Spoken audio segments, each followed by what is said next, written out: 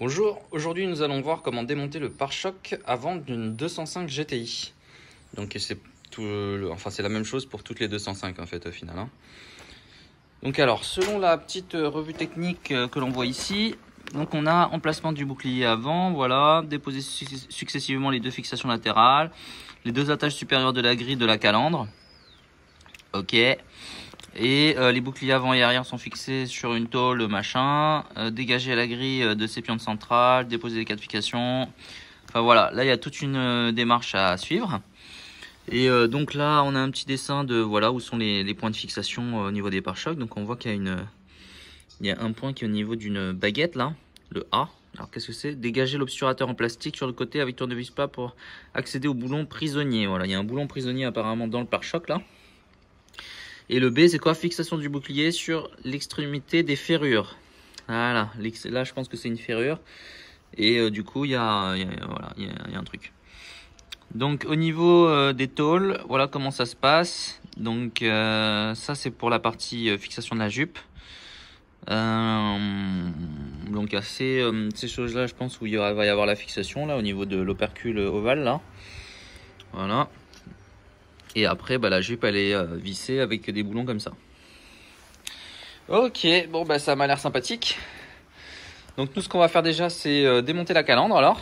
Parce qu'apparemment, il y a des vis qui se situent à ce niveau-là. Et virer, voilà, les petites caches, là. Ici, on en a un qui est déjà viré. Donc, je pense qu'en soulevant ce truc, on doit avoir accès à un boulon qui est derrière. Qui va nous permettre d'enlever toute la partie haute là, du pare-choc. Ok, allez, c'est parti, démontage de la calandre. Donc là, on commence par la calandre. Alors là, c'est du 10. Et on enlève ces deux écrous. Donc moi, j'ai la péteuse, mais ma douille de 10, je sais plus où est-ce qu'elle est. Donc il va falloir que je m'en reprenne une autre. Si vous voulez faire des dons à la chaîne pour que je puisse m'équiper, m'outiller et faire ça plus rapidement, voilà, il y aura un petit lien dans la vidéo pour pouvoir m'aider dans ma démarche. Donc après, il y a une autre... un autre écrou ici, et donc là ça va être pour déposer la calandre dans un premier temps. Donc je vous montre après une fois que tout ça est terminé. Alors il y a voilà une vis cruciforme aussi qu'il va falloir enlever, et à ce qui paraît derrière ce logo là il y a aussi des choses. Donc on va voir comment ça se passe. Donc voilà, alors j'ai enlevé les deux vis. Moi j'ai pas eu besoin d'enlever celle-là parce qu'apparemment elle tient que dalle pour moi. Donc et maintenant hop, toute la partie avant se barre. Donc la calandre est déposée. On va voir maintenant ce qu'il y a derrière. Des trucs là-dedans, mais en fait c'est pas ça. Donc il se trouve qu'il y a une petite barre en ferraille là ici derrière. Et normalement donc elle est attachée au pare-choc de l'autre côté. Donc je sais pas si j'arriverai à vous le montrer. Mais là en fait, tac, je pense qu'il y a des fixations qui permettent de fixer le pare-choc.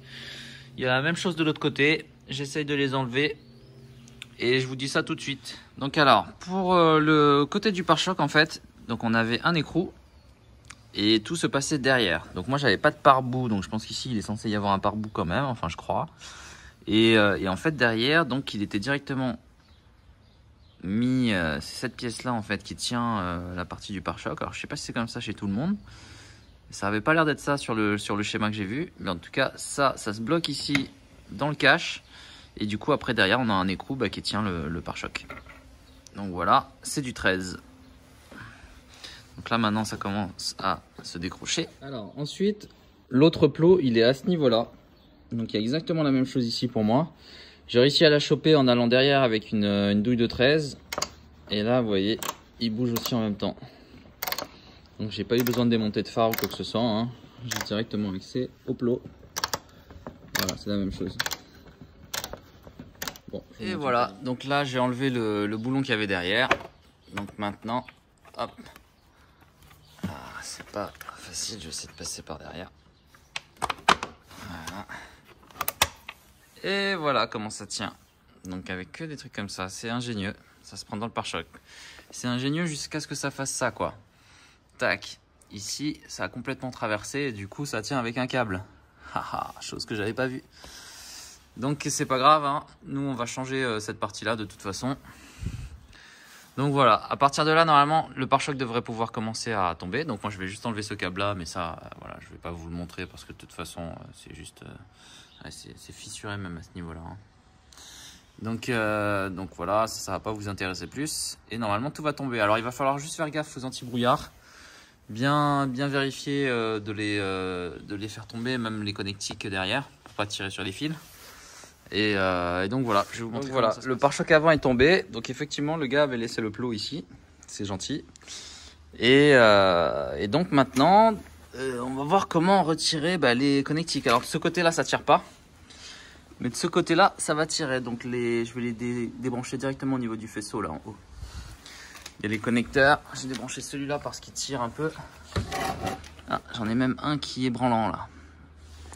Ok, donc ce connecteur-là, on le vire. Donc voilà, on a pu déposer le pare-choc. Alors pour les connectiques, c'est simple, il faut juste tirer dessus. Hein. Il n'y a pas de retour ou quoi que ce soit. Enfin, moi, j'en avais pas en tout cas. On tire dessus et ça part. Donc voilà les attaches. Cette barre-là. La barre de devant, pareil. Tac. Et au niveau des côtés, donc on avait des... voilà, moi c'était ici en fait. Tac, on passe de derrière, on arrive à accéder au boulon de 13. Et à partir de là, on peut tout dévisser. Donc, alors la calandre, je pense que ça servait pas à grand chose. Ah, quoi que si, j'ai pu quand même passer mon tournevis ici pour choper les deux écrous qui sont là. Là d'ailleurs, on voit comment ils sont montés. Donc voilà, donc oui, il faut enlever quand même la calandre à l'avant. Et donc du coup, on a accès à pas mal de choses maintenant. Tout ce qui est radiateur, fixation du phare aussi, vont pouvoir se faire plus simplement peut-être maintenant. Alors ça, c'était avec l'enlèvement de la calandre, mais on verra. Donc la suite, le pare-choc arrière.